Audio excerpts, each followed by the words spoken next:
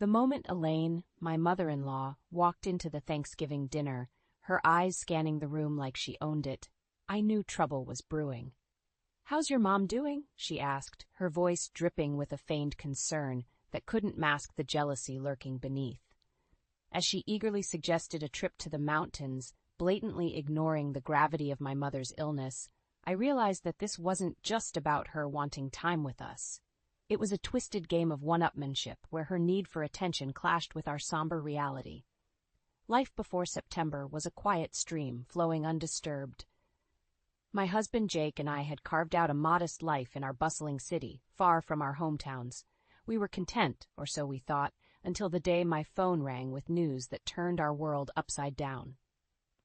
"Mom's sick," my brother's voice trembled on the other end. "It's breast cancer, and it's bad." The words hit me like a physical blow. Mom, the invincible matriarch of our family, the woman who had weathered every storm, was now facing her toughest battle.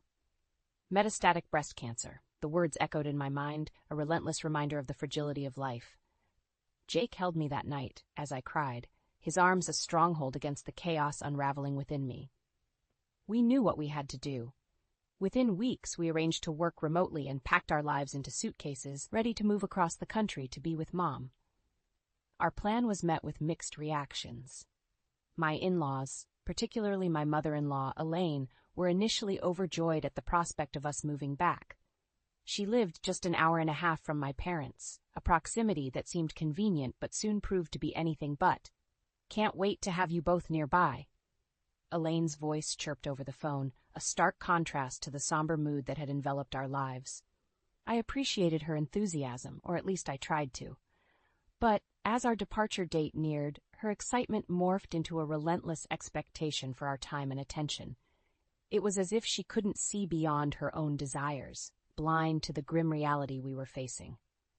"We should plan a trip to the mountains," she suggested during one of our calls, her tone oblivious to the weight of our situation. I exchanged a weary look with Jake. How could we explain to her that our move wasn't a joyous reunion, but a somber duty to be with my ailing mother? We arrived at my childhood home in November, welcomed by the familiar sights and scents, now tinged with the underlying scent of medication and antiseptic. Mom, once vibrant and full of life, was a shadow of her former self, the cancer stealing away her strength, but not her spirit. Elaine's calls became more frequent, each one a subtle reminder of her expectations. Thanksgiving was approaching, and she had made it clear she expected us to join her.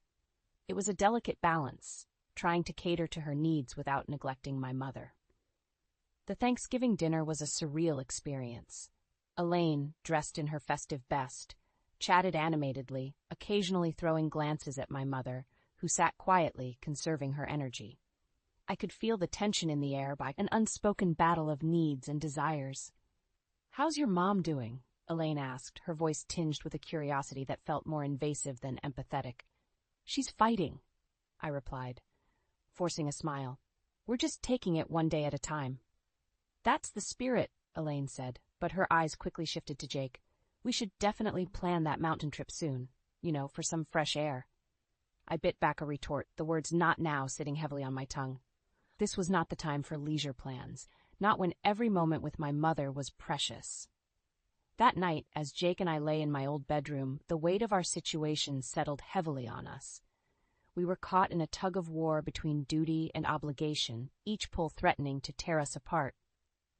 "Your mom doesn't get it," Jake whispered, his voice heavy with fatigue. "It's like she's living in a different world." I nodded, the reality of our situation sinking in. We were here for my mother, to support her in her fight against an unrelenting enemy. But in doing so, we had inadvertently ignited another battle, one with an adversary we hadn't anticipated, Elaine's jealousy and unmet expectations.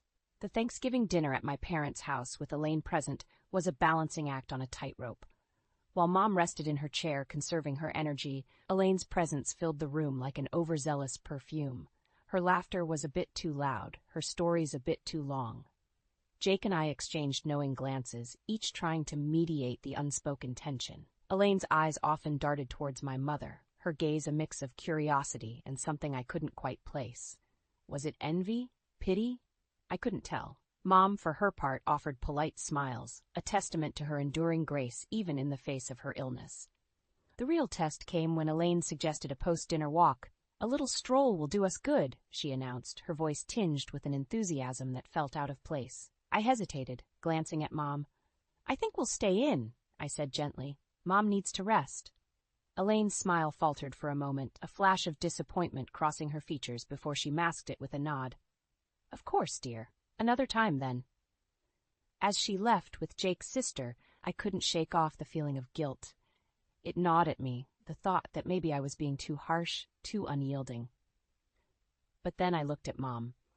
Her face etched with the quiet battle she fought every day, and I knew my loyalty lay with her. The days that followed were a blur of hospital visits, chemotherapy sessions, and quiet evenings at home. Mom's strength ebbed and flowed like the tides, some days bright and talkative, others withdrawn and weary. Through it all, Jake and I were her steadfast anchors, holding on amidst the storm. Meanwhile, Elaine's calls became a constant undercurrent in our lives. "When are you coming to visit?" she would ask, her voice laced with a hint of reproach. "I miss you both so much." Jake handled these conversations with a patience I admired. "We're really tied up with Mom's treatments," he'd explain, his tone apologetic yet firm, "but we'll try to make it soon." Each call ended with promises left hanging like unfinished sentences, and I could sense Jake's frustration growing. It was a tug-of-war between his mother's wants and his own sense of duty towards mine. As Christmas neared, the air grew colder, and so did the atmosphere between us and Elaine. She invited us to her annual family Christmas party, a lavish affair that was the highlight of her social calendar. But the thought of a crowded house, with laughter and merriment, felt jarringly out of sync with our current reality. "We can't," I told Jake, my decision firm. "It's too risky for Mom, and honestly, for me too." Jake agreed, but the task of conveying this to Elaine fell heavily on his shoulders. I could only imagine how she would take this news, another rejection, another preference for my family over hers. But our priority was clear, and it wasn't the festive allure of a Christmas party. It was the quiet, somber room where my mother lay, fighting a battle that overshadowed all else. The decision not to attend Elaine's Christmas party was met with a strained understanding on her part, but the underlying disappointment was palpable. "I understand, dear," she said over the phone, her voice a mixture of resignation and thinly veiled frustration, "but you'll be missing a lovely evening." Jake's response was gentle but unwavering. "Mom's health comes first, you know that." I listened from the other side of the room, a knot of anxiety tightening in my stomach. The situation was delicate, a fragile truce at best, and I feared any wrong word might shatter it. The days leading up to Christmas were a study in contrasts. While Elaine prepared for her festive gathering, our home was enveloped in a quiet routine of caregiving and support for my mother. The joy of the season seemed a distant echo, muffled by the more pressing concerns of health and survival. Elaine's occasional updates about the party preparations felt like intrusions from another world. "We'll have a lovely tree, and the children will put on a little play," she enthused during one call. "That sounds nice," I replied, forcing a smile into my voice. But my mind was elsewhere, on the pale figure resting in the next room, her life hanging in a delicate balance. The day of the party arrived, and with it came a flurry of messages and photos from Elaine, showcasing the festive atmosphere at her home. Each image was a splash of color and light, a stark contrast to the somber tones of our current life. "I wish you could be here," Elaine texted, a note of longing in her words. Jake sighed as he read the message. "I know she's trying to include us, but it just makes it harder." I nodded, understanding his conflict. It was a no-win situation. Staying here was an unspoken acknowledgement of our priorities, but it also meant widening the gap between us and Elaine. As evening fell, the sounds of laughter and music from Elaine's party reached us through phone calls and messages. It was as if the merriment from there underscored the silence in our home. "I feel like I'm letting her down," Jake admitted, his voice heavy with guilt. "You're doing what's right," I reassured him, although I grappled with my own doubts. Were we being unfair to Elaine? But then I looked at my mother, her face serene yet etched with the lines of her struggle, and I knew we had made the only choice we could.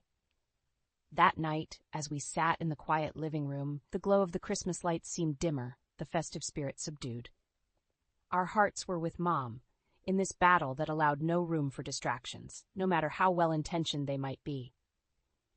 Elaine's world of celebrations and gatherings seemed a universe away, and for now, that was a distance we had to maintain. The aftermath of the Christmas party left a subtle shift in Elaine's attitude towards us. Her calls, once filled with exuberant chatter, now carried a note of coolness, a hint of reproach that lingered like a shadow. The emotional distance was growing, a chasm widened by unspoken grievances and misunderstood intentions. Jake and I found ourselves discussing Elaine more often, trying to navigate this delicate terrain. "She just doesn't see the whole picture," Jake would say, his brow furrowed in frustration. It's like she's only thinking about herself." I couldn't help but agree, though a part of me empathized with Elaine's loneliness. It was a confusing tangle of emotions, understanding her need for attention, yet resenting the pressure it put on us.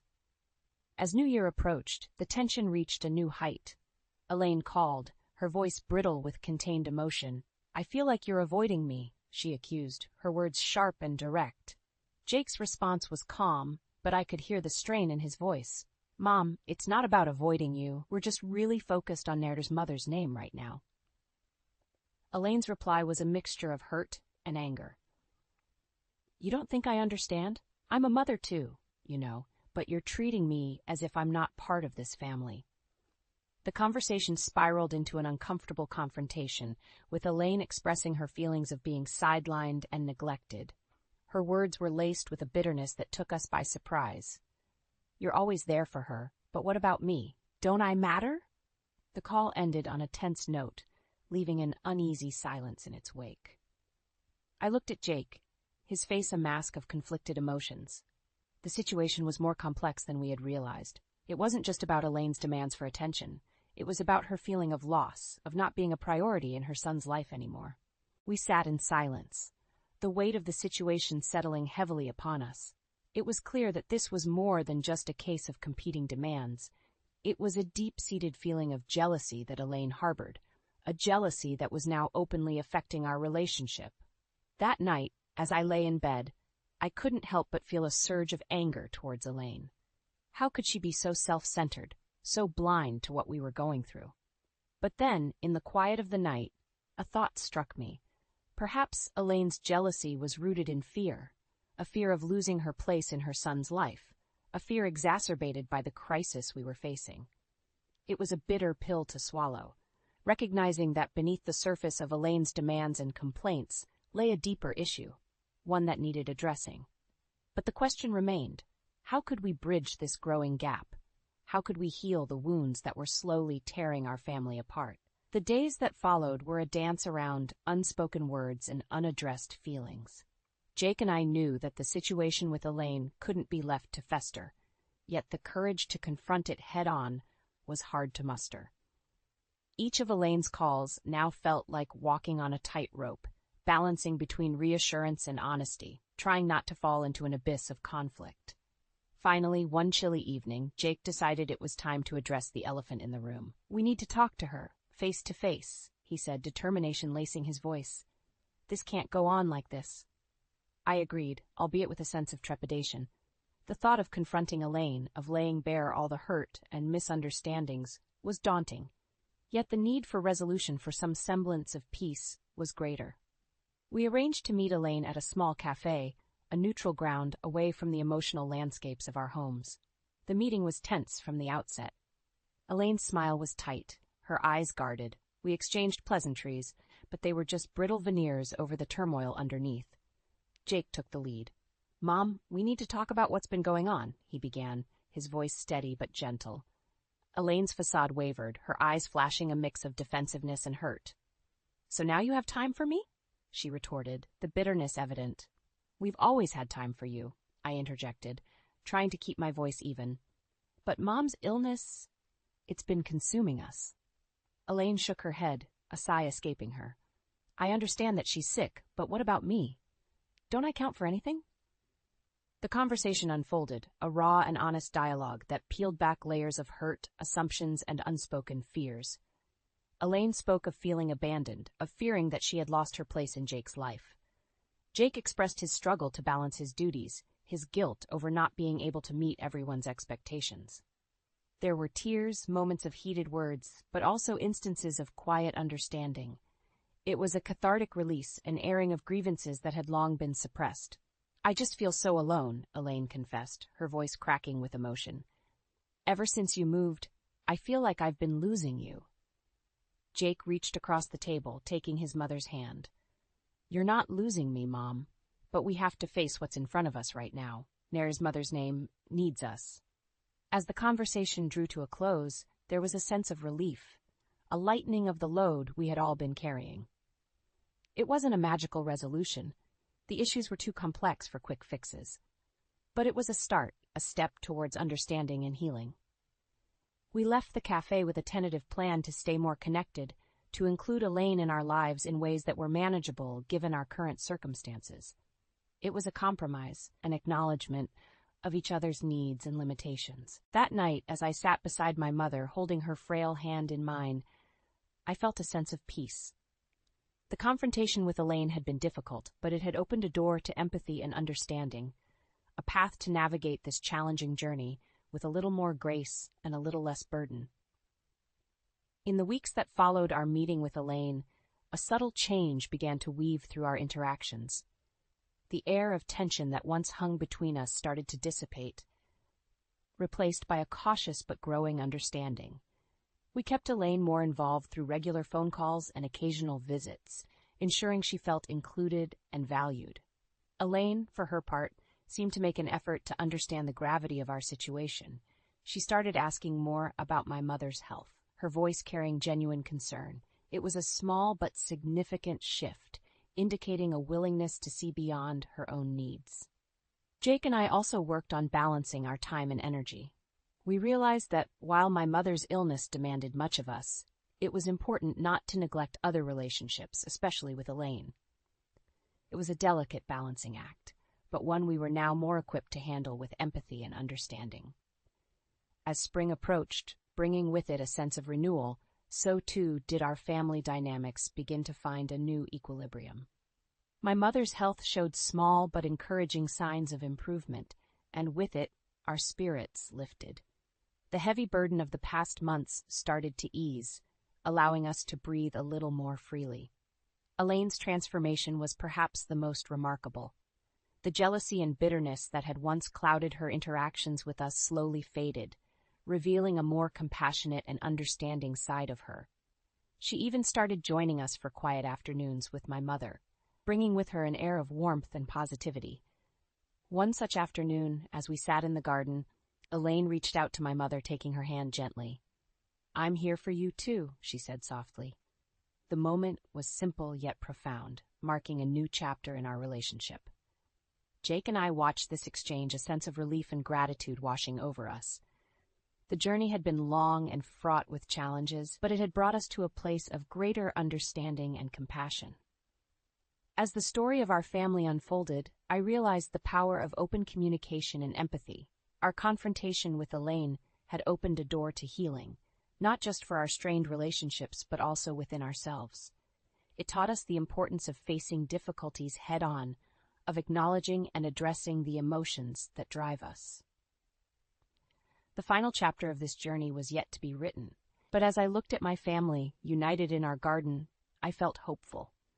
We had navigated the stormy waters of jealousy, illness, and misunderstanding, and had found a way to emerge stronger and more connected. Life, I understood, was a tapestry of complex emotions and experiences. But with love, patience, and a willingness to understand each other's perspectives, we could weave a story of resilience and togetherness. And in that story, we found our strength and our peace.